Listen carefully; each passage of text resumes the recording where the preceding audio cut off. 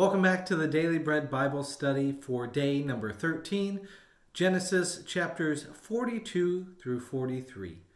And while we're only focusing on 2 chapters today, there's a lot that happens, especially with Joseph and his interactions with his family who comes to Egypt. So yesterday we saw that Joseph experienced a roller coaster of fortunes, changing roles from being a slave to becoming second only to Pharaoh. Over the next part of the story, we will see how Joseph experiences kind of a roller coaster of emotions as he deals with his family that sold him for a bag of money containing 20 pieces of silver. Now, back in Canaan, Joseph's father Jacob is with his sons. And Jacob, remind you, his name is also Israel, because these are what the Israelites come from, this family. They run out of food, and he sends his 10 oldest sons to buy grain from Egypt. Jacob is careful to protect Benjamin, the son of his old age, the son that reminds him of the deep love that he has for Rachel and the loss of his previous youngest son, Jacob. So he is lamenting the fact of that and wants to make sure that Benjamin stays safe close to him. In Genesis chapter 42, verse 6, now Joseph was governor over the land.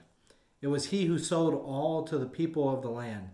And Joseph's brothers came and bowed themselves before him with all their faces to the ground.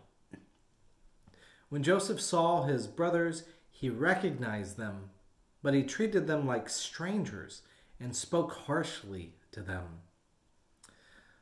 We see that Joseph's emotions, they well up. Anger, disconnection, and longing. How does Joseph handle the situation? One where his dreams come true, yet there is still no love from his brothers. The same treatment as when he left them previously. Well, Joseph decides to accuse them of being spies, and then detains them all in prison. And he has time to think of a plan. In Genesis 42, verse 18, on the third day Joseph said to them, do this and you will live, for I fear God. If you are honest men, let one of your brothers stay here where you are imprisoned. The rest of you shall go and carry grain for the famine of your households, and bring your youngest brother to me. Thus your words will be verified, and you shall not die.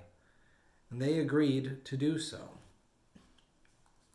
Then they then speak about this reckoning for selling their brother Joseph. And Joseph gets to hear part of their remorse. Joseph learns that they did in fact change their hearts, and they still have a desire to connect with him.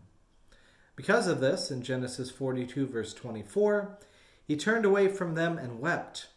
Then he returned and spoke to them, and he picked out Simeon and had him bound before their eyes. Joseph wants to ensure his brothers have an invested interest in returning, and make it clear Benjamin must be present. Joseph instructs their bags to be full and the money to be returned to their sacks that they tried to pay them for the food. The brothers leave Simeon behind in prison, find the money in their sacks, and become confused and afraid. They tell everything to Jacob, and Jacob grieves. In Genesis 42, verse 36, I am the one you have bereaved of children. Joseph is no more. Simeon is no more. And now you would take Benjamin? All this has happened to me. Jacob is feeling sad. But I'd also like to point out that everyone in the story is being blessed by God at this moment, yet their perception of this time is that it's full of suffering and pain. The consequences of selling Joseph are especially painful for his brothers, that sense of imprisonment, guilt, regret, and the regret that they're causing to their father because they cause his suffering.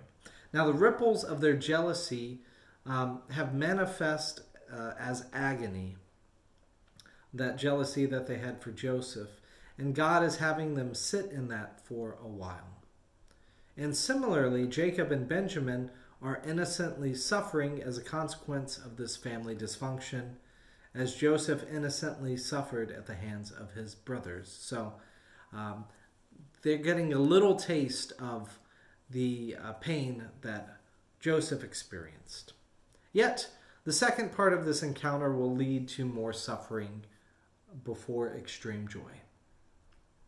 In Genesis chapter 43, Jacob sends his sons again to buy food in Egypt because there is no other choice. After coming to terms of Joseph's agreement, Jacob accepts whatever outcome God has in store for him by saying in Genesis 43, verse 14, "May God Almighty grant you mercy before the man, so that he may send back your other brother in Benjamin. As for me, I am bereaved of my children, I am bereaved." The brothers return to talk with Joseph.